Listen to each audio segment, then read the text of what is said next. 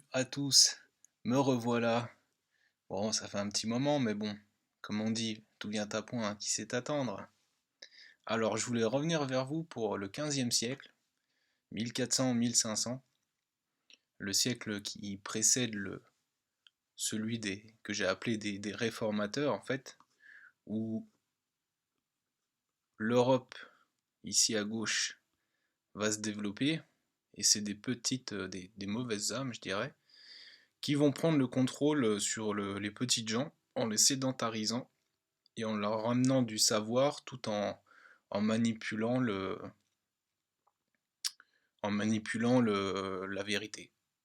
Et ils vont rajouter ça avec un saint et une idéologie, etc. Et les gens vont tomber dans une croyance. Et l'Europe, Europa, va passer de 1500 à 1815 tout son temps à essayer de déstabiliser en fait le reste du monde libre, qu'ils appellent eux-mêmes la Grande Tartarie. Pour ce faire, je vais prendre le travail de Cédric, toujours avec le même procédé, le mimétisme entre les histoires pour en fait faire une compilation pour isoler les faux personnages et en ressortir le bon bonhomme.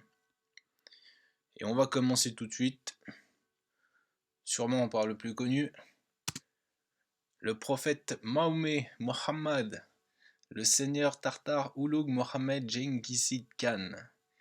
Sur ce personnage, donc, Ulugh Khan, vous n'allez pas trouver des informations sur le wiki français, ça va vous renvoyer directement sur le wiki anglais. Bon, sur ce personnage, on construit aussi toute une histoire avec des guerres, etc., etc. Ce qu'il faut retenir, c'est qu'il a été 2 fois aux commandes de la Horde d'Or. Donc la Horde d'Or, c'est pas une armée qui était constante. La Horde, c'est quelque chose qui se forme, qui est naturel en fait. Quand on vous attaque, vous allez en fait vous regrouper, chercher des guerriers, former une horde et aller vous défendre. Donc 2 fois, il a dû contrôler la horde contre une autre entité ou une autre cité peut-être. Autre chose, il a fondé le khanat de Kazan.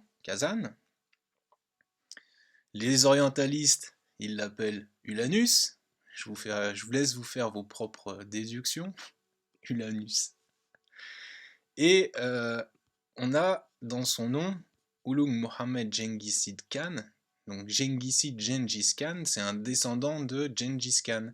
Et pour ceux qui sont allés voir toutes les pages du bloc à Cédric, Gengis Khan, c'est un personnage projet et c'est un reflet de Ismaël.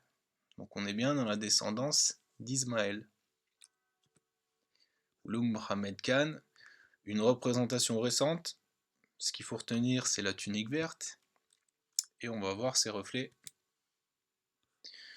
Ulugh Mohammed Khan, encore en vert. Donc on a le sultan ottoman Mehmed II Fatih, le sultan mongol Ulugh Beg, le prophète Mahomet, Mohammed, le grand prince moscovite Dimitri Chemiaka, le docteur de l'église Saint Grégoire le Grand, le roi biblique Josué, fils de Noun, le seigneur breton Arthur Pendragon, le dirigeant juif Judas de Maccabée, le héros gréco-romain Héraclès Hercule, le grand roi perse Xerxès Ier, Xerxès versus Léonidas, donc les 300 Spartiates, et l'empereur romain Maxence. Donc, tout ça sont des reflets historiques de Ulugh Khan. Vous noterez d'ailleurs que plusieurs des personnages reflets ont la tunique verte. Toujours cette tendance. Au niveau des mimétismes, ils ont vécu pour la plupart au XVe siècle. Ils étaient de grands sultans, khans et princes ou héros. Ils portent pour la plupart le nom de Mohammed. Ils ont des surnoms de vainqueurs comme le Grand, le Conquérant, etc. Ils étaient chefs d'une grande armée, la Horde d'Or, les Argonautes ou les Hébreux ou les tribus arabes. Ils ont conquis une grande ville, la Mecque, Constantinople, Jéricho, Iolcos. Ils établirent une grande œuvre, donc les tables sultaniennes, la Torah, la toison d'or, la doctrine catholique. Bon, alors la Torah, je suis pas trop d'accord avec Cédric, on en avait parlé tous les deux au téléphone. Il m'avait expliqué pourquoi il avait placé la Torah à ce niveau-là. En fait, il place ça pour l'astrolabe, l'instrument de mesure pour se repérer avec les astres. Mais je vous en reparlerai, vous verrez qu'il y a peut-être une autre solution qui est un peu plus logique, je dirais. Donc ils aimaient les arts et les sciences, ils avaient un grand maître, compagnon scientifique, donc Abou Bakr, Urbain, Moïse, Saladin ou Jason. Ils avaient un grand compagnon, Ali, ou Ali Gji, je pense, Yo Laos. Ils étaient proches de la femme de leur compagnon, donc Ali, Ali Gji, Yo Laos. Ils sont représentés pour la plupart avec la célèbre tunique verte, barbe et turban. Ils étaient des bâtisseurs, ils avaient pour la plupart les mêmes héraldiques, donc des blasons, l'astrolabe, l'épée, la hache, l'hallebarde, l'arc, etc. Le rouge, le vert. Deuxième personnage tout aussi connu, le prophète Moïse, Moussa, le scientifique Rouméliot, Kadi, Zaidi, Rumi Saladin, Moussa Pacha. Dans le nom, rien que dans le nom, vous devriez trouver un reflet historique tout seul. On va voir ça. Le patriarche Kénat II Scolarios de Constantinople, le prophète biblique et coranique Moïse Moussa, l'argonaute grec Jason, le dirigeant ayoubide Saladin, Salah ad-Din, vous connaissez tous l'histoire de Saladin qui reprend Jérusalem aux chrétiens. Bon, c'est une histoire à raconter, c'est pour combler les trous. Le docteur de l'église Saint-Augustin d'Hippone, l'enchanteur celte Merlin et l'ingénieur hongrois Urbain qui n'a pas de portrait.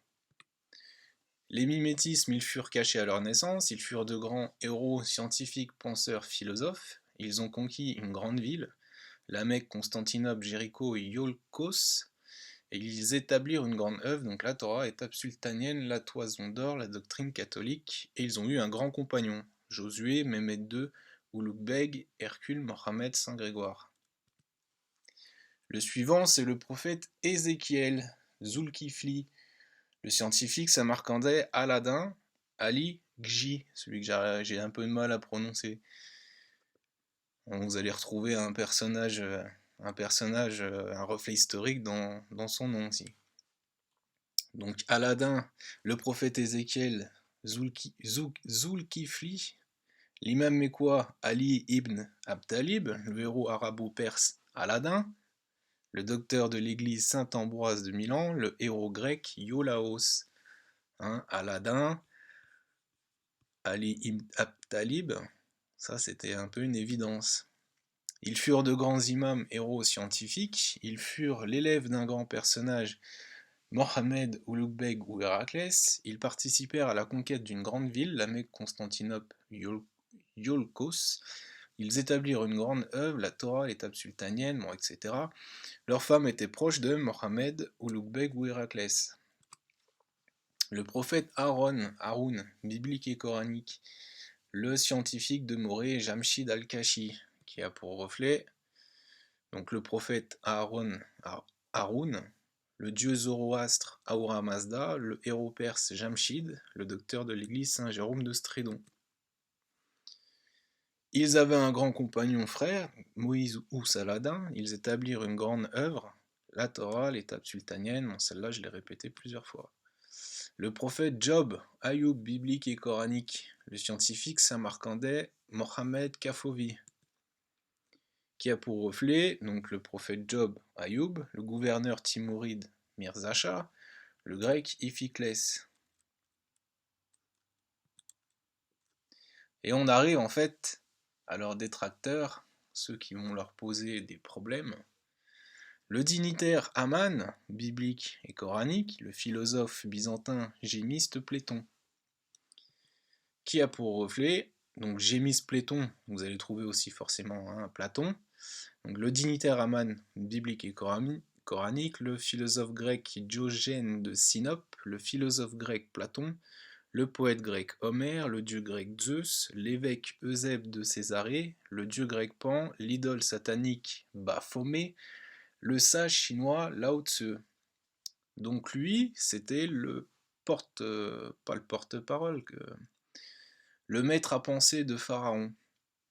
Un personnage qui va ramener des courants comme l'hellénisme, le culte du corps, la pyramide sociale, le veau d'or, hein, vous voyez dans le veau d'or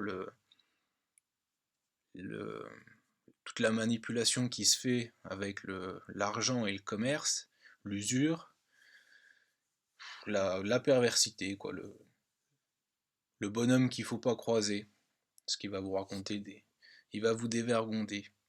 Et évidemment, le dernier, c'est Pharaon, Constantin, donc le pharaon biblique et coranique, l'empereur byzantin Constantin XI, paléologue, le roi spartiate Léonidas Ier.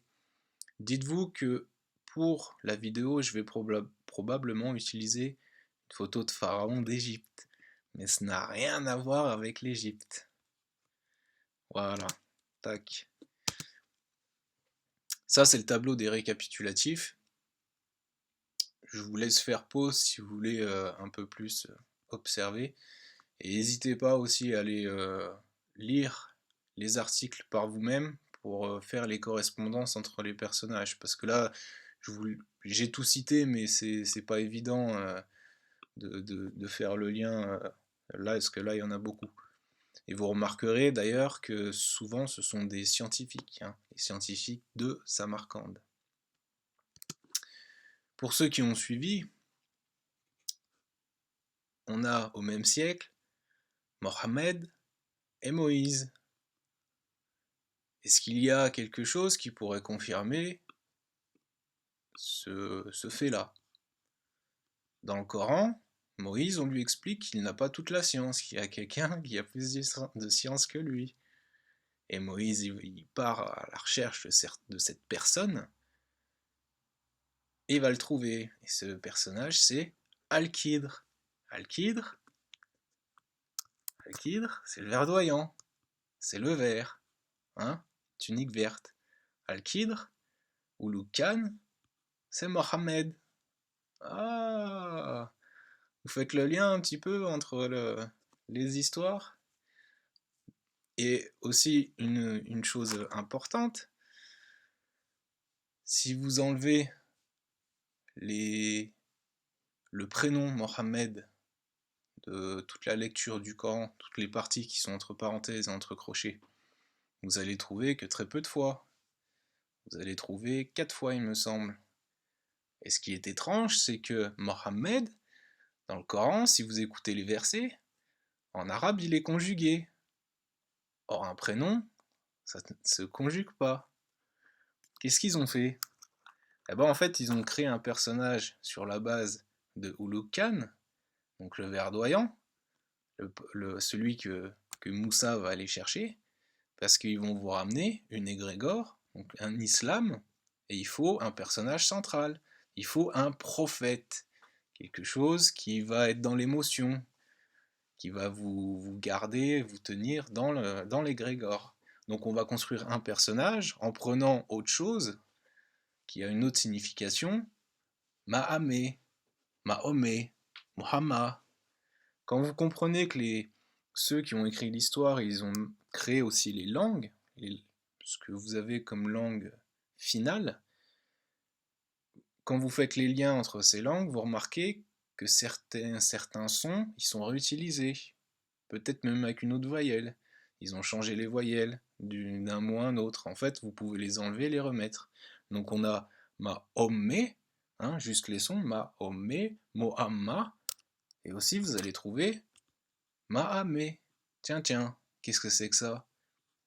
Mahamé, l'hymne national de la Finlande, du finnois. Et ça signifie notre pays. Ça a plus de lien avec quelque chose à laquelle on appartient.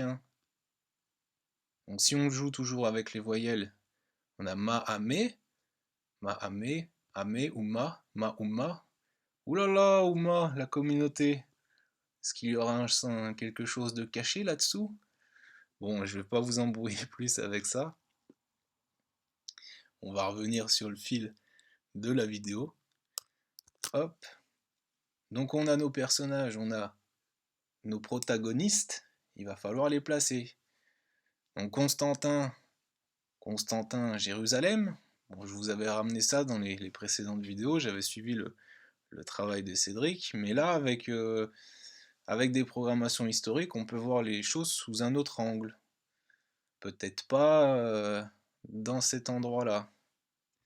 Donc, il va nous falloir Jérusalem, la Mecque, et peut-être au moins Médine quand même.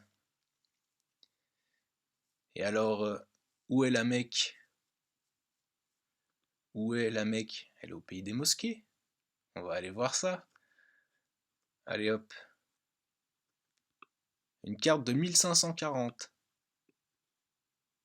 1540. Bon.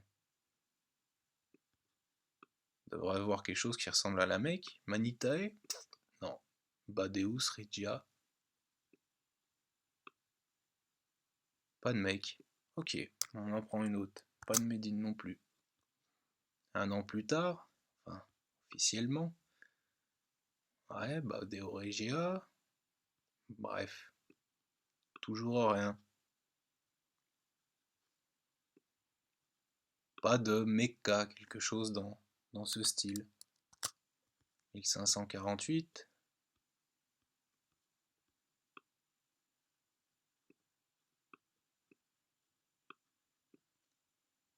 Badé Regia. Non. Pas de Médine non plus. On continue. 1561.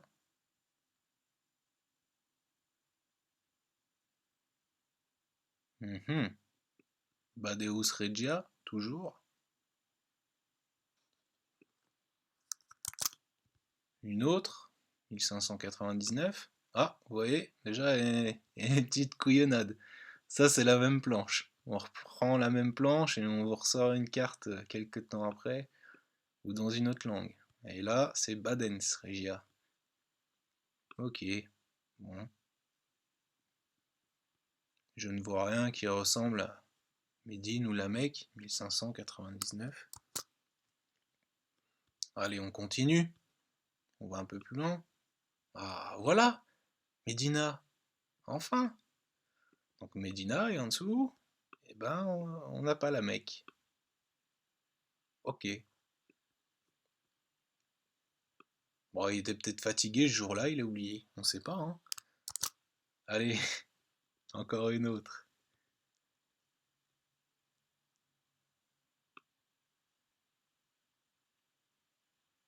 Bon,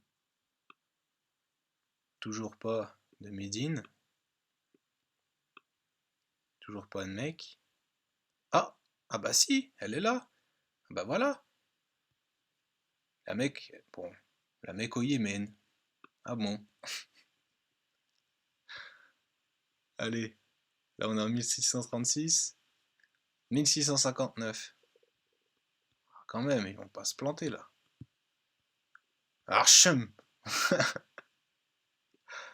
Ah merde. Allez, ah bah voilà, Médine, quand même.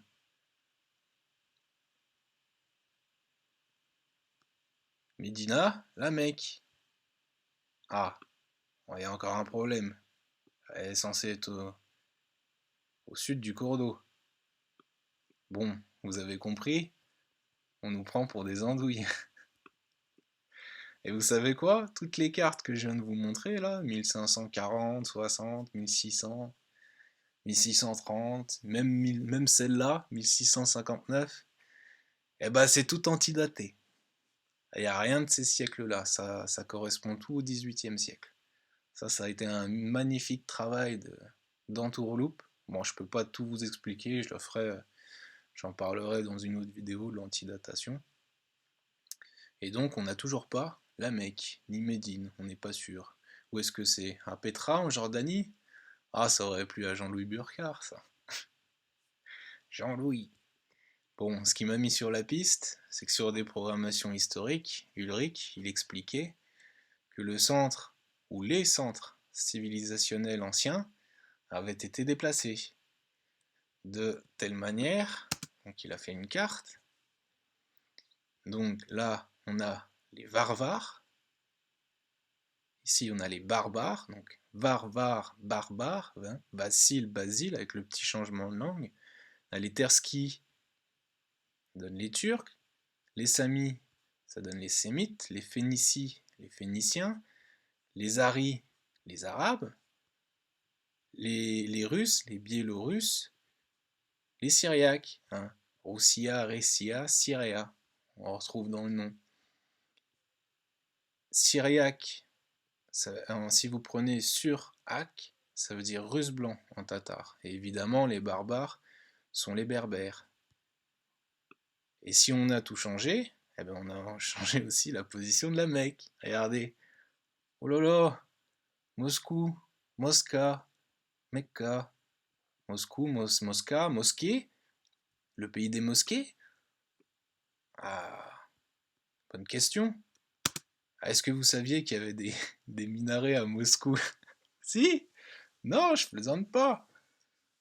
Je vais pas vous raconter des conneries. Enfin, du moins jusqu'en 1812. Le grand incendie de 1812, où Napoléon il a pris cher, le pauvre Bonaparte. Bon, avant que vous me preniez pour un fou, on retrouve encore des traces. Allez, 19e siècle. Quasiment que de la littérature du 19e siècle. J'en ai sorti 4.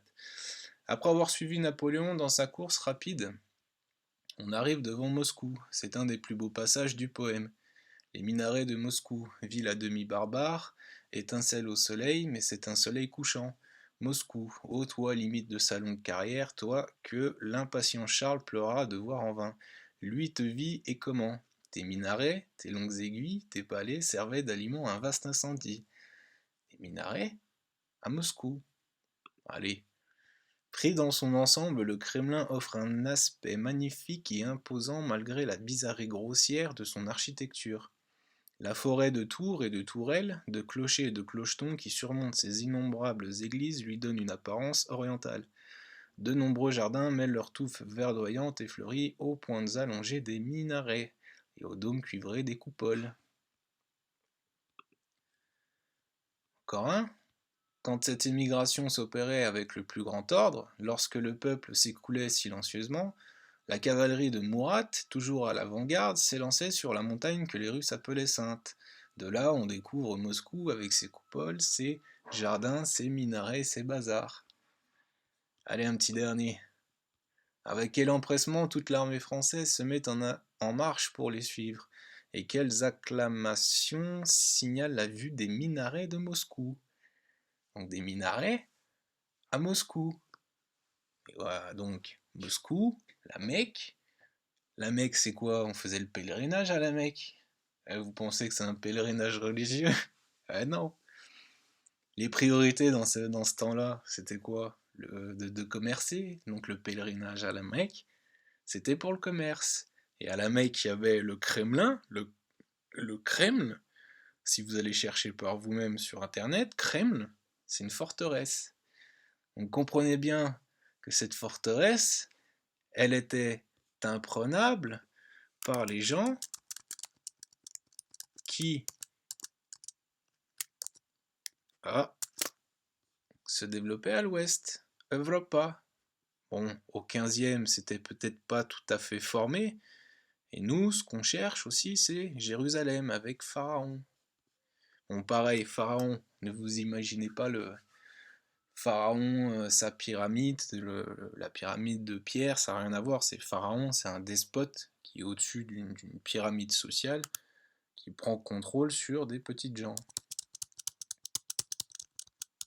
Ulrich m'avait répondu un coup en message, où j'avais fait je crois que c'était sur celui où j'avais fait le post sur où est la Mecque, il avait répondu Moscou, Moskva, et il avait dit imprenable par les Occidentaux. C'est pour ça que dans l'ancien temps, après, quand on va recommencer une nouvelle boucle à partir de 1500, ça va être tout le travail d'aller déstabiliser cette région, pour former même après l'entité russe, Roussia, qui n'existait pas. D'ailleurs, par rapport à ça, et pour faire taire l'ego de la Russie millénaire, euh, convertisseur,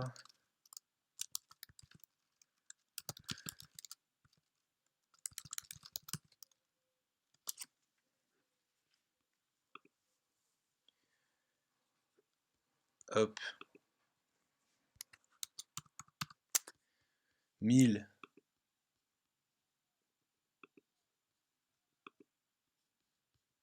l'an 1000, la Russie millénaire, système duodécimal, et en système décimal, eh ben ça fait 1728.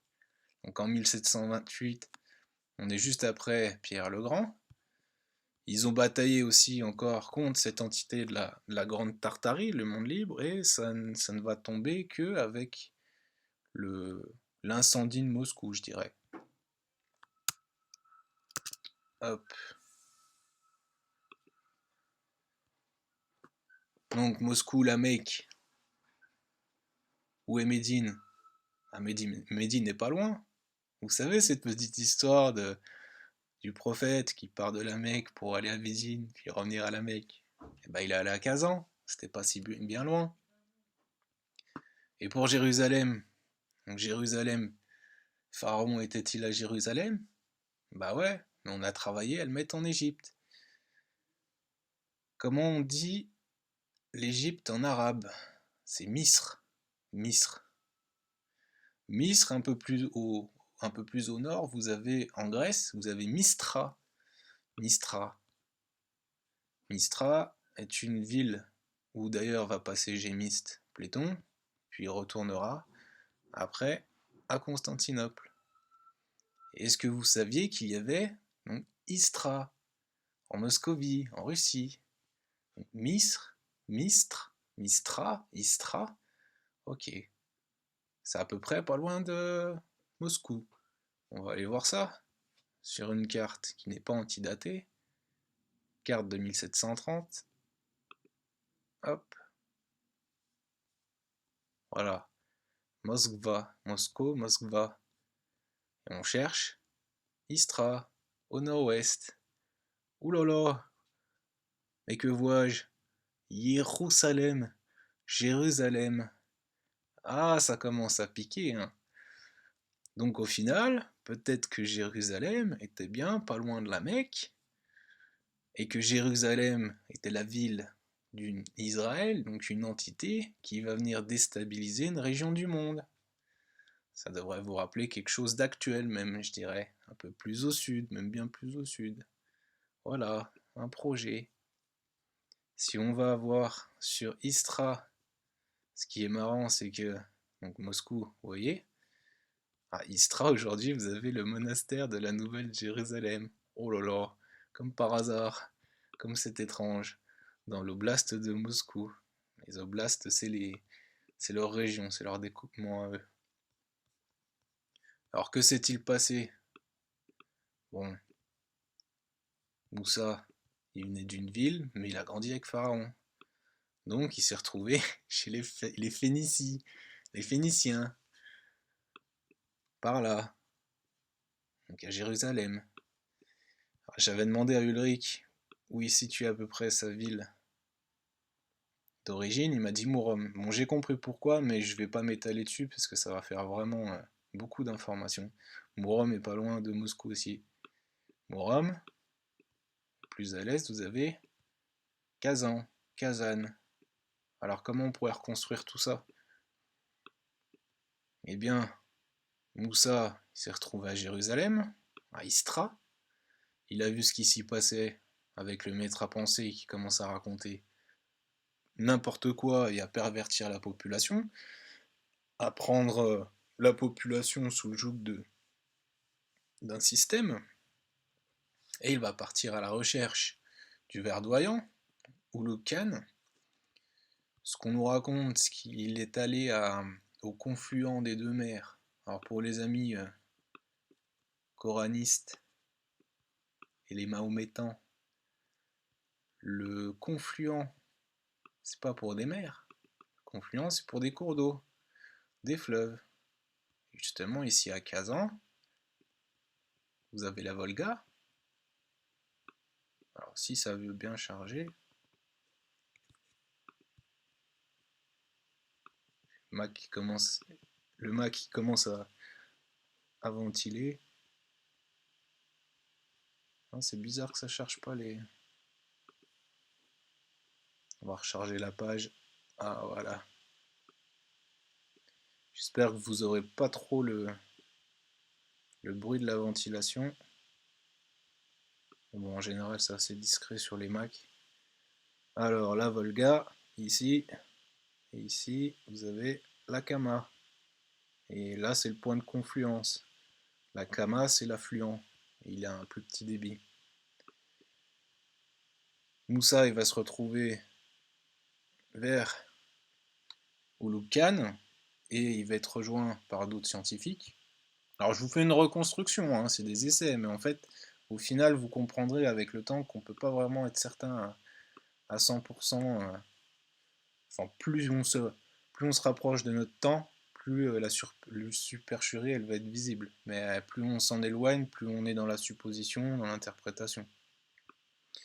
Ils vont tous œuvrer, donc c'est ce qu'expliquait Cédric par rapport aux tables sultaniennes, mettre en place il disait qu'ils mettaient en place l'astrolabe, et ils vont aller confronter l'autre Hurluberlu, Pharaon, on va plus dézoomer, parce que là, demain on y est encore, hop, Moscou, à Jérusalem, à Istra. Par rapport à ce qui s'est passé, on a la petite histoire de Moussa qui lance son bâton, le bâton, pouf, il se change en serpent. Bon, c'est imagé, c'est des conneries, hein. Mais faudrait y voir plus, peut-être, par une recherche d'explication du temps, des événements, de manière que le temps n'est pas linéaire, il est cyclique. On fait des boucles. C'est pour ça d'ailleurs qu'à la télévision, on vous rabâche les oreilles avec le réchauffement climatique. Mais c'est une ânerie. C'est une grosse connerie. En fait, c'est un cycle qui revient et certaines zones vont être vivables et d'autres moins. Un peu à l'image du caducée que je vous avais sorti ici. Vous voyez, le bâton et le serpent, le temps n'est pas... Enfin, nous, on va voir le temps dans un calendrier, mais en fait, tout est cyclique. Hop. Ils ne vont pas être d'accord entre eux, hein, les uns étant plus honnêtes que les autres. Et après, vous connaissez la petite histoire.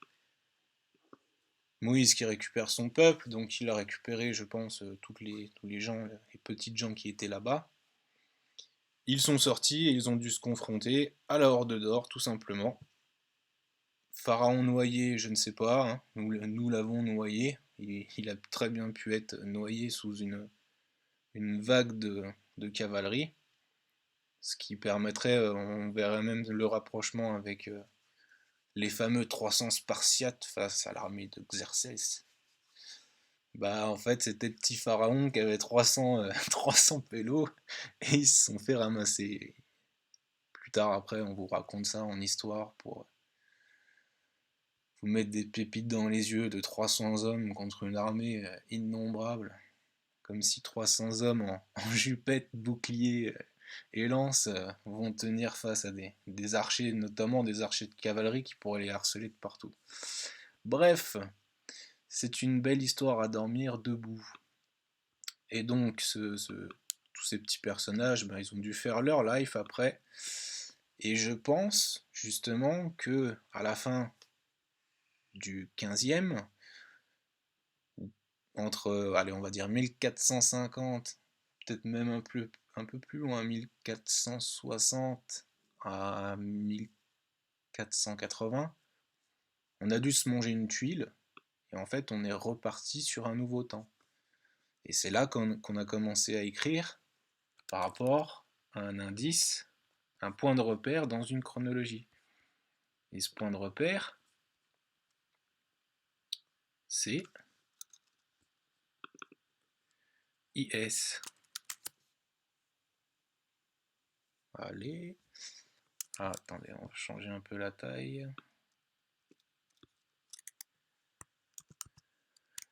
IS. Le bâton et le serpent. Hein? Et d'ailleurs, Ulrich, je crois, il a dit Zmi, en russe, c'est le serpent. Le serpent, vous voyez les boucles du temps qui se répètent.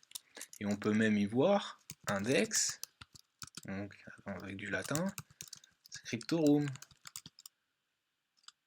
index écrit. Donc index écrit, IS, avec le besoin d'espace-temps pour compter les histoires telles que l'on a aujourd'hui, on va tomber sur I500. Au début du 17e, quand on va vous ramener l'histoire avec Jésus et qu'on va vouloir faire partir le temps à partir de Jésus, on aura des traces même justement J500, J600. Et finalement, on va tout replacer à 0 pour avoir 1500. Mais ça va être progressif, ça va être dans le temps, entre 1500 et 1800, 1820 à peu près, 1830, où on va arriver à la grande restauration du 19e siècle, où tout va être retravaillé pour vous masquer, tout vous masquer. Et le problème, c'est que il y a trop de traces et on peut faire trop de liens. Voilà. Alors je vous conseille d'aller voir le blog à Cédric, de parcourir toutes les pages, essayer de faire les liens entre elles. Essayez d'aller voir les audios d'Ulrich aussi sur des programmations historiques, c'est vraiment instructif. Faut être concentré, faut vraiment suivre. Il y a des choses que vous n'allez pas comprendre, hein. Même moi, il y a des trucs que je comprends pas non plus, notamment par rapport aux liens entre les langues, hein. Quand on n'a pas l'expérience, c'est plus compliqué.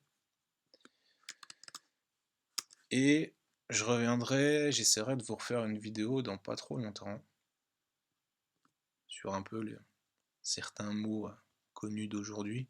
Et je vous ferai aussi une vidéo sur la datation et l'antidatation. Vous verrez que ce qui est écrit en 1500 à la main, et vous verrez aussi l'imprimerie mobile, qui n'est pas du tout de 1450. Vous pouvez rajouter bien plus de 200 ans. Bon allez, je vous embrouille pas plus. J'espère que vous aurez eu un bon visionnage. Je vous dis prenez soin de vous et à tard plus. Ciao.